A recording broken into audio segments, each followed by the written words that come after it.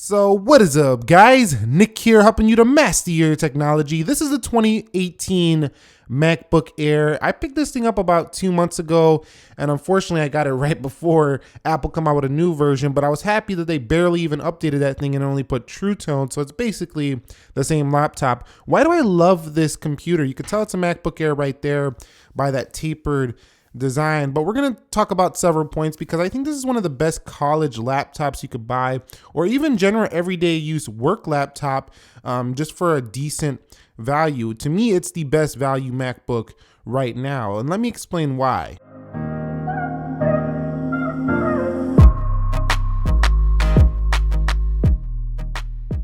Okay, so the first reason I love the MacBook Air from 2018, and if you're thinking about getting the 2019 or you got 2019, this video applies to that MacBook as well. It's the same hardware. So thin and light. This is the thinnest and lightest MacBook you can get today. Now the 12-inch was that laptop. You can still buy that, but it's discontinued officially by Apple. So I'm speaking from the official terms. If you're to buy the MacBooks today in the Apple Store, this will be the thinnest one you can buy. And it is very light at 2.75 pounds. So under 3 pounds is going to be a lightweight in your backpack. And that's going to make it very easy to lug around classes, or, if it's just general everyday use bag, you could throw this in there and it's going to be a very light experience. So I do love the lightweight. I also like that it was made out of recycled aluminum. That feels good because you're doing a little bit of beneficial things for the planet by buying this one instead of one that's not made out of recycled aluminum. So that's a pretty cool touch about buying the MacBook Air. Overall aluminum touch, very similar to the prior MacBook Air. I mean, that's not changed really. It's still got aluminum feel to it, so it still feels very premium, and you would never know this was made from recycled aluminum. There's nothing hollow about it. There's nothing cheap about it. It feels beautiful. And what I really like about this is that if you have this laptop, you still have the ability to lift that display up with one finger from the middle. That's pretty much a classic Apple MacBook thing. I haven't seen a lot of laptops be able to do that without them sliding around and things like that. So that really feels premium still here for the MacBook Air. Also, you have Touch ID on this computer that allows you just to unlock your computer with just a touch of a finger. So Touch ID is not the future for Apple, but it's still nice to see it in a few products, and it works very well here with the T2 security chip in the MacBook Air. So the next reason that I love the MacBook Air is the display quality. Now you can raise the brightness on the display by clicking the buttons right there on the keyboard itself, and it doesn't get the brightest of the MacBook line. There's MacBooks that get a little bit brighter at 500 nits. Apple's rating this one around 400. It might be slightly lower, but it's around there. And to me, indoors, it's just fine. Outdoors, you might have a little bit of troubles seeing this, but at its max brightness, it's really pretty good because everything else about it is great. You also have a dark mode here for the macOS Mojave, and you'll have it in Catalina. But if we go over here in the desktop and screensaver, all these wallpapers just look gorgeous on this Retina display right here. And I gotta say that what I really liked about it is that it has a nice level of saturation. Of course, this being the macOS software, you can go over here to displays, and we're gonna go into color, and you could tweak the color to RGB profiles, Adobe RGB, P3, whatever you want to do if you want a different color on this Mac. But I have it at RGB, and it's pretty, saturated. I do like the look of this display. I actually like it more than the iPad Pro's display, even though that one's 120 Hertz. I just like the way the color saturation looks on this display versus that one. So this is a really sharp panel. It's just not the brightest one out of the Apple products out there. So if you were constantly annoyed that you couldn't get that MacBook Air because of that annoying non-Retina display, you're gonna love this one. Everything from video to text to, just general images looks very sharp for this panel. So I think you're gonna love that about this device right here. And video looks great as well if you're watching some videos. Being 13.3 inches, it's not too large and it's not too small. So if you have a 15-inch laptop and you never tried this size, I think you should go ahead and do it, because I've been using them for a long time, and I find this one to be more of a sweet spot than even a 15-inch laptop. So if you have a 15-inch laptop and you thought that display was nice and large but the computer was too heavy, you might want to try this one out, because the 13.3-inch size of the MacBook Air is like, it's not too small, but it's not too large. It's like a great balance, and I think you will like that. Okay, so let's talk about the keyboards on the MacBook Air 2018, 2019.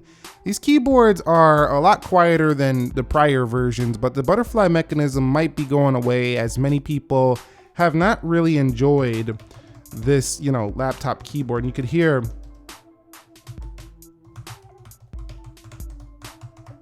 it's still quite loud. It's not the quietest keyboard out there. I mean, the Microsoft Surface Laptop 2 is incredibly quiet by comparison to this laptop's keyboard. It has very shallow travel as well, but at the same time, if you're the type of person who doesn't like, you know, big travel on your keyboard, then you'll love this. You might even type faster on this, but a lot of people, I think the general consensus doesn't like this overall butterfly keyboard. So we might see it go away, but I think that, you know, if you're typing for a long time, your fingers might start to hurt due to the low travel. It's still quite a loud keyboard here on the MacBook Air, but I've enjoyed it. I'm quite fast on it actually, but I probably would have a little bit of finger pain if I was typing a very long time on this keyboard.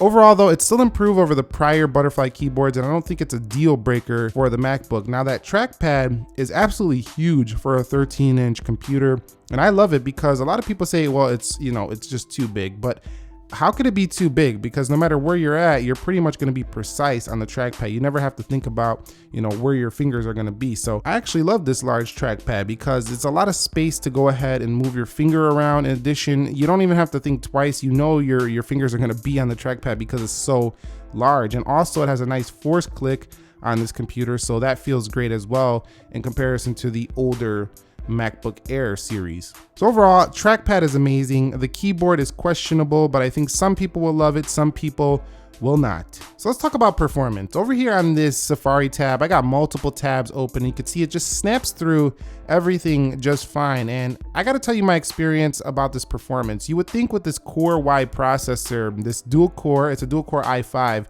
but it's a Y series chip, that this computer would be very slow, but you would be totally wrong about that. It has turbo boost up to 3.6 gigahertz, and I've actually had Safari tabs open. I've been running iMovie, doing some editing. I've also even edited on Final Cut Pro, and this computer has not lagged. I mean, it hasn't crashed up one time in that whole entire experience. Now, has it been as snappy as a MacBook Pro? No, it's definitely not as fast. You can feel a little bit of it not being quite as snappy when it comes to multiple things being loaded at once, if you compare it to a MacBook Pro, like a 15-inch, for example. But this is not in the same processor league as that computer. It still can run it. You might take a little bit longer. Actually, you will take a little bit longer to render projects out, maybe 10-15 minutes longer. But if you can spare the time, the computer is not going to lag and it will get the job done. And the trade-off is excellent battery life. So the performance on this Y processor has been pretty good. I mean, I'm not blown away by it, but I'm not gonna not buy a MacBook Air because of the processor. It's not that bad, quite honestly. You'll actually find this computer to be relatively snappy for your day-to-day usage. And if you're a student, you're not doing any professional editing, anything like that, and this is gonna be very fast, and it basically makes no noise as well. So very quiet computer while being very fast. So I gotta talk about the battery life, because that's one area that the MacBook Air really does have an advantage over the other MacBooks. Now this one's rated up to 12 hours and like 13 hours iTunes playback.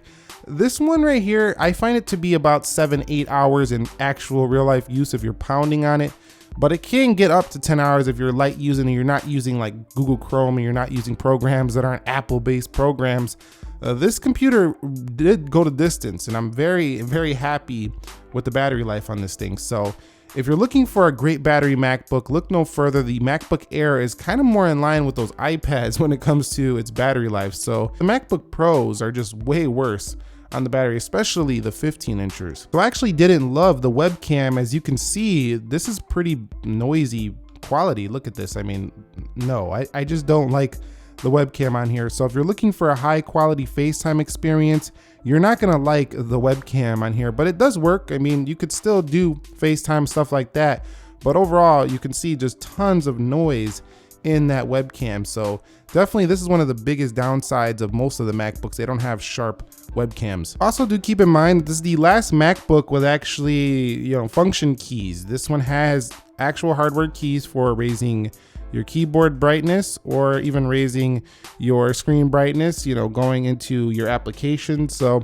if you don't like touch bar, this is kind of your last option here with the MacBook Air 2018. 2019, you could go with an older MacBook, of course, they're always on sale used, but I'm saying, like, if you go to the Apple Store right now, you're to buy a new MacBook, this is what's remaining with function keys. So if you like function keys and you're not feeling the touch bar, MacBook Air is your choice. I do like the ports on here. I like the USB Thunderbolt 3 ports. I don't like using a dongle, and I don't like that there's no SD card slot anymore on the MacBook Air series, but these are very universal and they're very fast, so I do like that.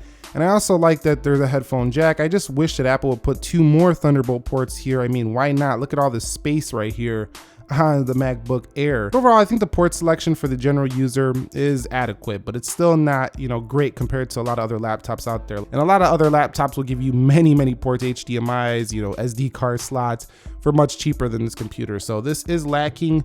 However, I think that the ones they did give you are adequate. They're going to be useful. And one final reason why I love the MacBook Air, and I think you will too if you decide to pick one up, is that the audio for these like smaller looking speakers is very good. Actually, it's surprisingly good for this size. So let's watch iPhone 7 Plus now. What is up, guys? Nick here, helping you to master your technology. iPhone 7 Plus now. The iPhone 7 Plus in summer 2019 is... I'm gonna go ahead and bring the speaker a little closer to give you more of a dramatic effect.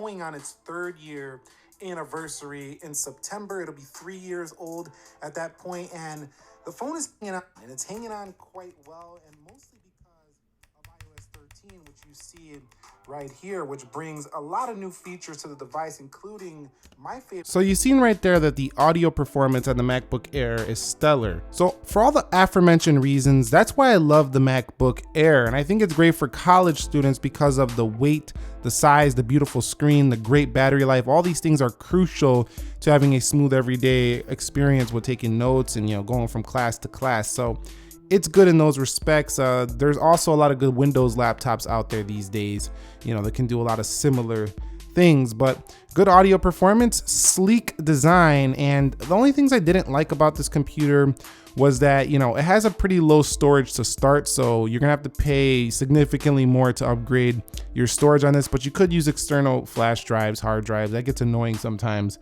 but I did like the fast SSD. I don't like the low memory to start either. This thing I think should start at 12 or 16 gigabytes of RAM.